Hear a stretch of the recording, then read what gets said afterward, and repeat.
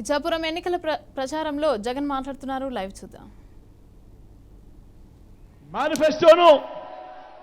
మేనిఫెస్టోను ఒక బైబిల్గా, ఒక ఖురాన్గా, ఒక భగవద్గీతగా భావిస్తూ ఏకంగా మేనిఫెస్టోలో చెప్పినవి 99% హామీలు అమలు చేసి నా అక్క చెల్లెమ్మల కుటుంబాల ఇంటికి ఆ మేనిఫెస్టోను పంపించి, అక్క మీరే టిక్కు పెట్టండి, మీ బిడ్డ పాలనలో ఏకంగా 99% హామీలను నెరవేర్చి మళ్ళీ మీ దగ్గరికి వచ్చి మీ చిక్కటి చిరునవ్వుల మధ్య మళ్ళీ మీ అందరి ఆశీస్సులు కోరుతా ఉన్నాము అని మొట్టమొదటిసారిగా రాష్ట్ర చరిత్రలో ఎప్పుడూ జరగని విధంగా మేనిఫెస్టోకు ఒక విశ్వసనీయత తీసుకొచ్చినది కేవలం ఈ 59 నెలల కాలంలోనే, మీ బిడ్డ పాలనలోనే కాదా అని అడుగుతా ఉన్నాడు మీ బిడ్డ.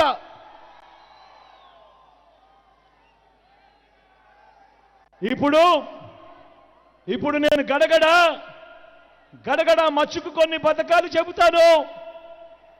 అవి గతంలో ఎప్పుడైనా ఉన్నాయా? ఎవరైనా చూశారా? ఎవరైనా చేశారా అన్నది మీరే ఒక్కసారి ఆలోచించండి అని చెప్పి మిమ్మల్ని కోరుతా ఉన్నా. గతంలో ఎప్పుడూ జరగని విధంగా మొట్టమొదటిసారిగా ఈ 59 నెలల్లోనే నాడు నేడుతో బాగుపడ్డ గవర్నమెంట్ స్కూళ్ళు, గవర్నమెంట్ బడులన్నీ ఇంగ్లీష్ మీడియం, 6వ తరగతి నుంచే క్లాసుల్లో డిజిటల్ బోధన, 8వ తరగతికి పిల్లాడు వచ్చేసరికి పిల్లాడి చేతుల్లో ట్యాబులు, ఇంగ్లీష్ మీడియంతో మొదలెడితే 3వ తరగతి నుంచే టోఫుల్ క్లాసులు, 3వ తరగతి నుంచే సబ్జెక్ట్ టీచర్లు, ఐబీ దాకా ప్రయాణం. గతంలో ఎప్పుడూ కూడా జరగని విధంగా పిల్లల చేతుల్లో ఈరోజు మొట్టమొదటిసారిగా బైలింగ్వల్ టెక్స్ట్ బుక్స్, అంటే ఒక పేజీ ఇంగ్లీషు, పక్క పేజీ తెలుగు, బైలింగ్వల్ టెక్స్ట్ బుక్స్తో మొట్టమొదటిసారిగా ఈరోజు మన పిల్లలు వాళ్ళ చేతుల్లో కనిపిస్తూ ఉన్నాయి. బడులు తెరిచేసరికి పిల్లలకు విద్యా కానుక, బడులలో పిల్లలకు గోరుముద్ద, బడులు తెరిచేసరికి ఆ తల్లులను ప్రోత్సహిస్తూ ఆ పిల్లలను బడికి పంపేట్టుగా గతంలో ఎప్పుడూ జరగని విధంగా ఓ అమ్మఒడి అనే కార్యక్రమం.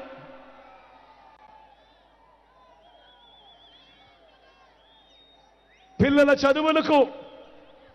చదువులకు ఏ తల్లి ఇబ్బంది పడకుండా ఆ పెద్ద చదువులకు సైతం ఆ తల్లిదండ్రులకు అండగా ఉంటూ, ఆ అక్క చెల్లెమ్మలకు, ఆ పిల్లలకు తోడుగా ఉంటూ పూర్తి ఫీజులు భరిస్తూ జగనన్న విద్యా దీవెన, జగనన్న వసతి దీవెన.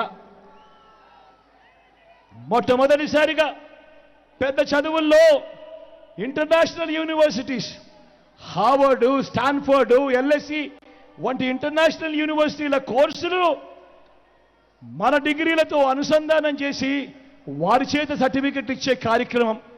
మొట్టమొదటిసారిగా మన డిగ్రీలలో, మన కోర్సుల్లో మ్యాండేటరీ ఇంటర్న్షిప్. నేను అడుగుతా ఉన్నా, ఇవన్నీ గతంలో, ఈ చదువుల విప్లవాలు గతంలో ఇంతకు ముందు ఎప్పుడైనా జరిగాయా అని అడుగుతా ఉన్నాడు మీ బిడ్డ. అక్క జరిగాయా? అక్క జరిగాయా? తమ్ముడు జరిగాయా? అన్న జరిగాయా?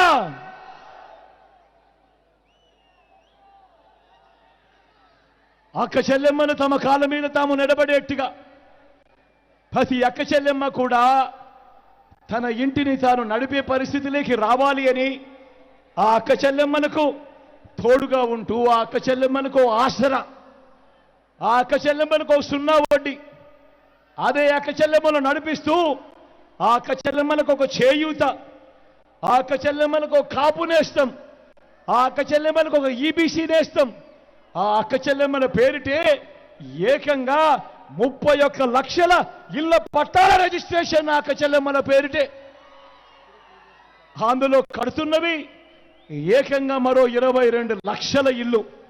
నేను అడుగుతా ఉన్నా ఈరోజు మీ బిడ్డగా, ఇంతకు ముందు ఎప్పుడైనా కూడా అక్క చెల్లెమ్మలకు ఇంతగా తోడుగా ఉన్న ప్రభుత్వం ఇన్ని పథకాలు తీసుకొచ్చిన పథకం గతంలో ఎప్పుడైనా జరిగిందా అని అడుగుతా ఉన్నాడు మీ బిడ్డ.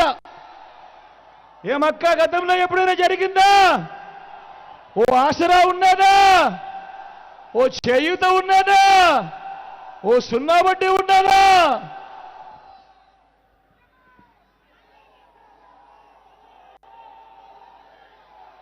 హవ్వ తాతల ముఖంలో చిరునవ్వును చూడాలని, హవ్వ తాతల కష్టాన్ని ఎవరైనా కూడా పట్టించుకున్న ప్రభుత్వం ఏదైనా ఉంది అనంటే ఆ హవ్వ తాతల కష్టాన్ని పట్టించుకొని హవ్వ తాతల ఇంటికే 3,000 రూపాయల పెన్షన్ నేరుగా హవ్వ తాతల ఇంటికే. హవ్వ తాతల ఇంటి వద్దకే, ఆ ఇంటి వద్దకే పౌర సేవలు, ఆ ఇంటి వద్దకే పథకాలు, ఆ ఇంటి వద్దకే రేషన్.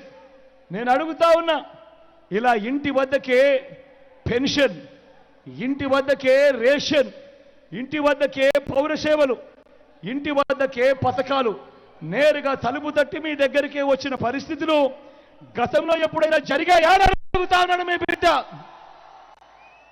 జరిగాయాక? జరిగాయా పెద్దమ్మా? జరిగాయా తమ్ముడు? జరిగాయా తమ్ముడు? రైతన్నను మొట్టమొదటిసారిగా చెయ్యి పట్టుకొని నడిపిస్తూ ఆ రైతన్నకు పెట్టుబడికి సహాయంగా ఓ రైతు భరోసా, ఆ రైతన్నకు తోడుగా ఉంటూ రైతన్నలకు ఉచిత పంటల బీమా, సీజన్ ముగిసేలోగే రైతన్నకు ఇన్పుట్ సబ్సిడీ, పగటిపూటే రైతన్నకు 9 గంటల పాటు ఉచిత విద్యుత్, గ్రామంలోనే రైతన్నను చేయబట్టుకొని నడిపిస్తూ గ్రామంలోనే ఓ ఆర్బీకే వ్యవస్థ. నేను అడుగుతా ఉన్నా, నేను ఏదైతే చెప్పానో, రైతన్న కొరకు ఏదైతే చెప్పానో ఆర్బీకే వ్యవస్థతో సహా గతంలో ఎప్పుడైనా ఉన్నాయా, జరిగాయా అని అడుగుతా ఉన్నాడు మీ బిడ్డ. స్వయం ఉపాధికి తోడుగా ఉంటూ గతంలో ఎప్పుడూ జరగని విధంగా ఆటో డ్రైవర్ అన్నలకు, టాక్సీ డ్రైవర్ అన్నలకు, వాహన మిత్ర నేతన్నలకు నేతన్న నేస్తం, మత్స్యకారులకు మత్స్యకార భరోసా, ఓ తోడు ఓ చేదోడుతో చిరు వ్యాపారాలకు, శ్రమజీవులకు అండగా, చివరికి లాయర్లకు కూడా లా నేస్తం. ఇలా స్వయం ఉపాధికి ఇంతగా తోడుగా ఉన్న ప్రభుత్వం గతంలో ఎప్పుడైనా ఉందా అని అడుగుతా ఉన్నాడు మీ బిడ్డ. పేదవాడు అప్పులు పాలయ్యే పరిస్థితి రాకూడదు, వైద్యం అందని పరిస్థితిలోకి ఆ పేదవాడు పోకూడదు అని విస్తరించిన ఆరోగ్యశ్రీ, 25 లక్షల దాకా ఉచితంగా ఆరోగ్యశ్రీ, పేదవాడికి ఆపరేషన్ అయిన తర్వాత కూడా రెస్ట్ పీరియడ్లో కూడా ఓ ఆరోగ్య ఆసరా, గ్రామంలోనే ఆ పేదవాడికి తోడుగా ఓ విలేజ్ క్లినిక్, గ్రామానికే ఒక ఫ్యామిలీ డాక్టర్, ఇంటింటికి వచ్చి జల్లెడ పడుతూ ఓ ఆరోగ్య సురక్ష. నేను అడుగుతా ఉన్నా, ఇంతగా పేదవాడి ఆరోగ్యం పట్ల ధ్యాస పెట్టిన ప్రభుత్వం గతంలో ఎప్పుడైనా చూశారా అని అడుగుతా ఉన్నాడు మీ బిడ్డ. వీటి అన్నిటికీ తోడు ఏ గ్రామానికి వెళ్ళినా కూడా 600 రకాల సేవలు అందిస్తా ఉన్న ఓ గ్రామ సచివాలయం అక్కడే కనిపిస్తుంది. 60-70 ఇళ్లకు ఇంటికే వచ్చే వాలంటీర్ సేవలు గ్రామంలోనే అందుబాటులో ఉన్నాయి. అదే గ్రామంలో 4 అడుగులు వేస్తే రైతన్నను చేయబట్టుకొని నడిపిస్తూ ఓ ఆర్బీకే వ్యవస్థ, అదే గ్రామంలో మరో 4 అడుగులు వేస్తే ఓ విలేజ్ క్లినిక్, అదే గ్రామంలో మరో 4 అడుగులు వేస్తే అక్కడే నాడు నేడుతో బాగుపడ్డ ఇంగ్లీష్ మీడియం బడి అక్కడే మన గ్రామంలోనే కనిపిస్తుంది. గ్రామంలోనే ఫైబర్ గ్రిడ్ నిర్మాణంలో ఉన్న డిజిటల్ లైబ్రరీలు, గ్రామంలోనే నా అక్క చెల్లెమ్మల కోసం ఒక మహిళా పోలీస్, అదే గ్రామంలో ఉన్న అక్క చెల్లెమ్మ ఎక్కడికి వెళ్ళినా ధైర్యంగా వెళ్ళేట్టుగా ఆ అక్క చెల్లెమ్మల ఫోన్లోనే ఓ దిశ యాప్. అడుగుతా ఉన్నాడు మీ బిడ్డ, ఇంతగా ఇన్ని వ్యవస్థలు తీసుకొచ్చి విప్లవాత్మక మార్పులు గతంలో ఎప్పుడైనా జరిగాయా అని అడుగుతా ఉన్నాడు మీ బిడ్డ.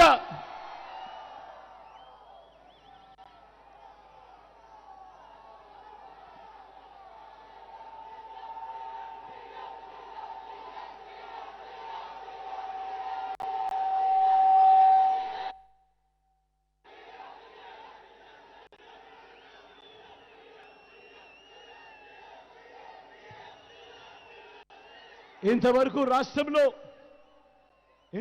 రాష్ట్రంలో గతంలో ఎప్పుడూ జరగని విధంగా చేసిన మార్పుల గురించి మీతో పంచుకున్నాను. ఇదే ఉత్తరాంధ్రనే తీసుకుందాం.